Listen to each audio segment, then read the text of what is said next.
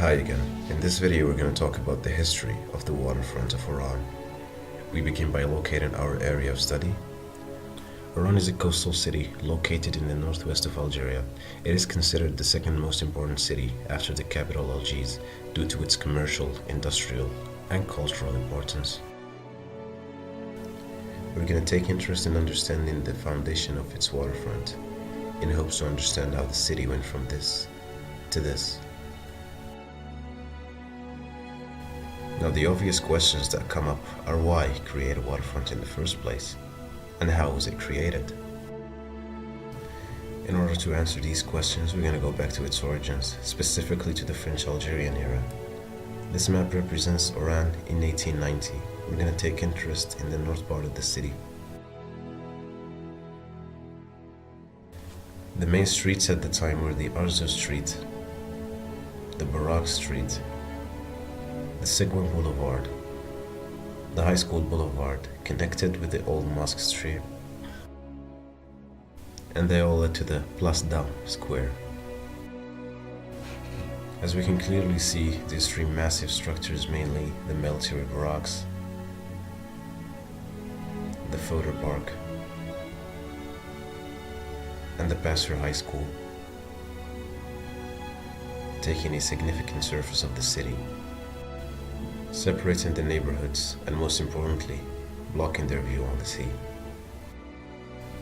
Until the construction of the waterfront, the only part of the city that had a view on the sea was the North Boulevard, with the Place des Souvenirs Square, which would play a major role in the installment and development of the waterfront. So now that we have a perspective on how the city was organized, we're ready to answer the question why.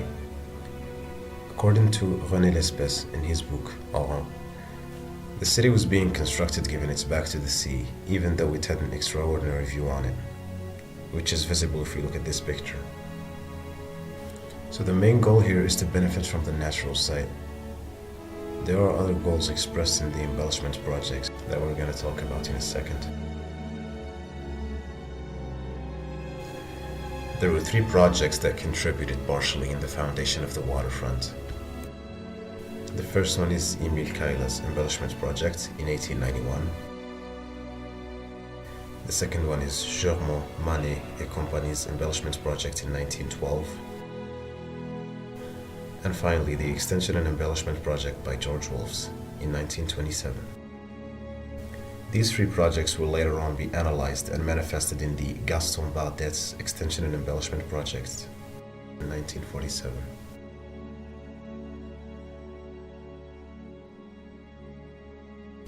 Civil engineer Emile Kaila designed a massive 2.6-kilometer urban balcony that connects the east to the west side of the city. The project starts at the Philip Street on the east side, going through the new castle. The balcony would then cross over the Ruina River, arriving at the Old Mosque Street that's set to be expanded. It would then go through the military barrack site, ending up on the North Boulevard, then finally Gambetta. This new boulevard would then be penetrated perpendicularly by 10 streets starting from the Chasseurs Boulevard, giving them a view on the sea. Kaila suggested to move the military barracks and the Fodder Park. After 5 years, and even though 3 ministers agreed to the project, it was rejected. The project was deemed to be too expensive, and the only idea that was retained was moving the military facilities.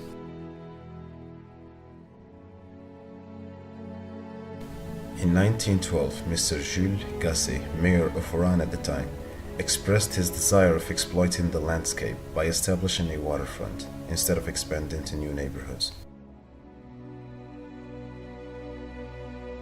The land corporation Germain was hired.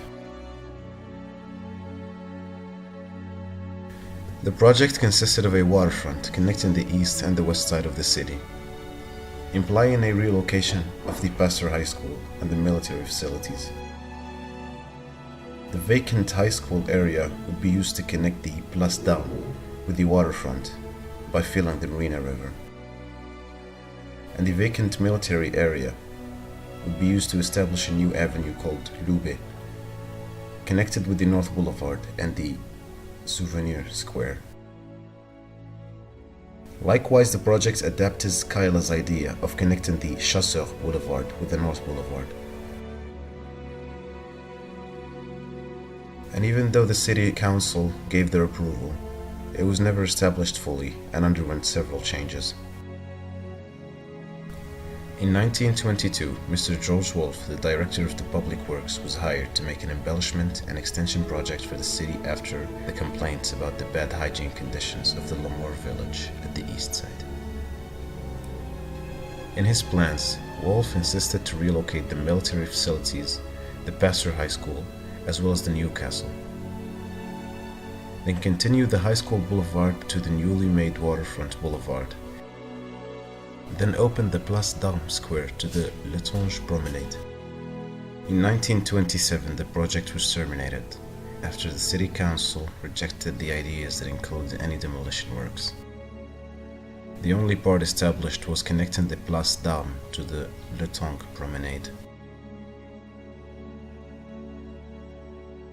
One thing was for sure, the military facilities had to be moved before any embellishment project can be done.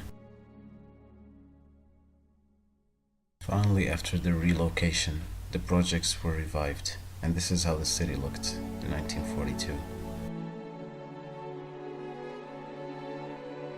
The main streets were extended, enlarged, and connected with each other, such as the Old Mosque Street and the former Baroque Street. New streets emerged, such as the Montgard Street. The 1912's embellishment project idea of creating the Lube Avenue was established, as well as the Souvenir Square. The North Boulevard was extended as planned. And most importantly, Kaila's idea of making cross streets between the neighborhoods and the North Boulevard to allow the air, the sunlight to circulate was integrated. In 1947, the Gaston Bardet's extension and embellishment project was initiated, analyzing the three previous plans and giving birth to the waterfront as we know it today. A 2.9-kilometer long urban balcony connecting the east and the west side of the city. The construction would take place in three main phases. Phase number 1 took place between 1948 and 1951 in the central part of the boulevard. It was more of a preparation phase for the Souvenir Square to be integrated in the overall project. The second phase took place between 1952 and 1953 at the eastern side of the city, giving birth to the Lyoté, currently known as the Port Said Square. And the final phase was done in two major stages, due to the Ruina River that had to be filled in order for the construction to continue. The first stage of this phase was done from 1954 to 1957, resulting in the foundation of the Brunez Square.